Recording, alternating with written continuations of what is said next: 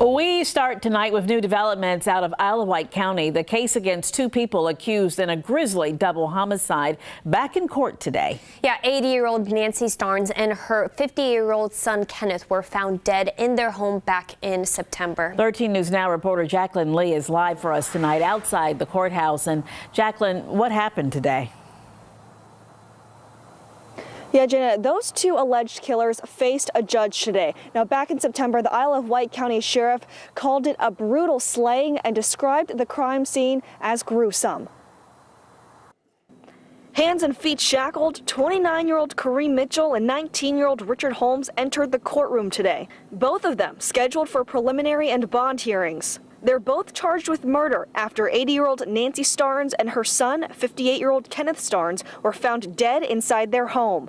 According to the criminal complaint, Mitchell told police that after kicking in the Starnes' door, he just panicked and shot Kenneth. Then he went to Nancy's room and shot her too.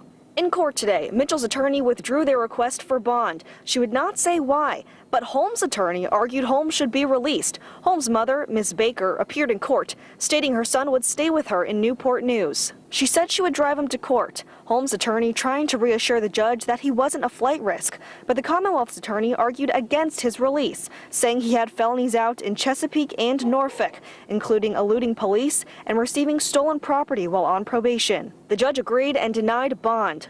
But there's a third person involved in the case. Sharon Galvin appeared in court today for several charges, including possession of stolen property. Do you have anything that you want to say to the victim's family? No, I have nothing to do with that. Court documents show Galvin lived with Mitchell and Holmes. The Starnes' stolen TV was found in her room. Do you have anything to say on behalf of Mr. Mitchell or Mr. Holmes? No, excuse me. As for Holmes and Mitchell's preliminary hearings, both were rescheduled because attorneys are waiting on several lab reports to come back. And those preliminary hearings have been rescheduled for February 8th. Both attorneys for Holmes and Mitchell had no comment. Live in Isle of Wight County, Jacqueline Lee, 13 News Now.